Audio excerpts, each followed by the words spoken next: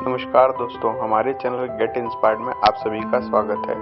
हमारी वीडियो को लाइक और चैनल को सब्सक्राइब करना ना भूलें। एक दिन सारे शिष्य अपने गुरु के चारों ओर बैठ गए। उनमें से एक बोला, गुरुदेव कृपया आज हमें कोई कहानी सुनाइए।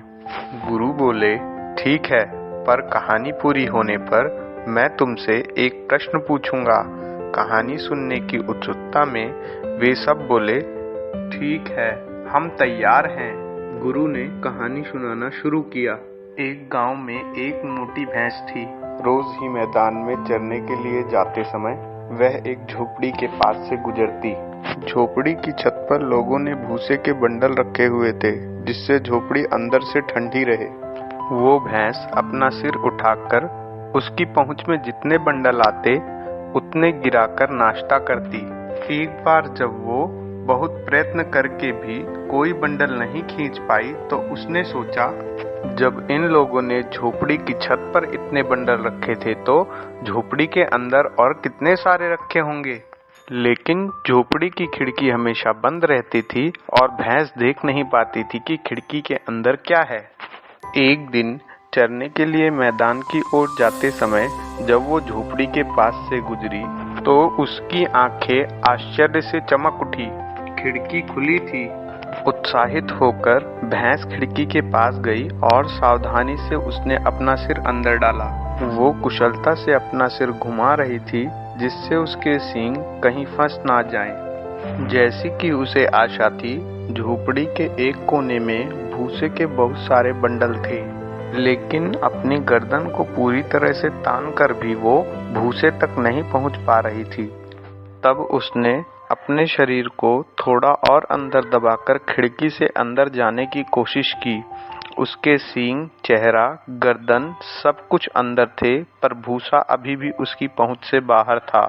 धीरे धीरे उसने अपने अगले पैर खिड़की के अंदर डाले, फिर पैरों को दीवार से लगाकर अपने शरीर को अंदर खींचा। धीरे धीरे उसका विशाल शरीर खिड़की की छड़ों से गुजरते हुए अंदर चला गया और तब उसके शरीर के सबसे बड़े हिस्से, कुबड़ और पेट अंदर थे। अब सिर्फ पिछले पैर बाकी थे। तब उसने धीरे धीरे अपने को संभालते हुए एक एक करके दोनों पैर अंदर किए। अपनी सफलता पर जोर जोर से रंभाते हुए उसे लगा कि वो पूरी ही झोपड़ी में आ गई है। अब उसने अपने आप को तानते हुए भूसे तक पहुंचने की कोशिश की, पर वो नहीं पहुंच सकी क्योंकि उसकी पूंछ अभी भी बाहर फंसी हुई थी। गुरुजी ने अपनी कहानी पूरी करते हुए प्रश्न पूछा, ये कहानी संभव है या नहीं? शिष्य बोले, ऐसा बिल्कुल भी संभव नहीं है। क्यों? गुरुजी ने पूछा। शिष्य बोले, भैंस का सबसे छोटा भाग पूंछ है। जब उसने अपना सिर और चारों पैर अंदर डाल लिए हैं तो वो अपनी पूंछ क्यों अंदर नहीं ला सकी? तब गुरु बोले, तुम सब भी बहुत सी भैंसे हो।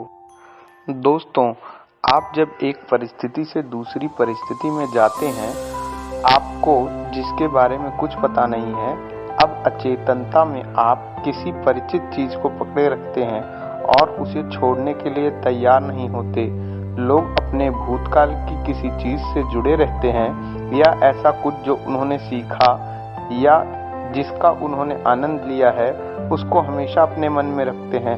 तो चाहे सारा शरीर पार हो जाए, पर इस तरह बस उनकी पूंछ कहीं पीछे फंसी रहती है। अगर सही समय पर पूंछ काट दी जाए तो वो आत्मज्ञानी हो जाएगा।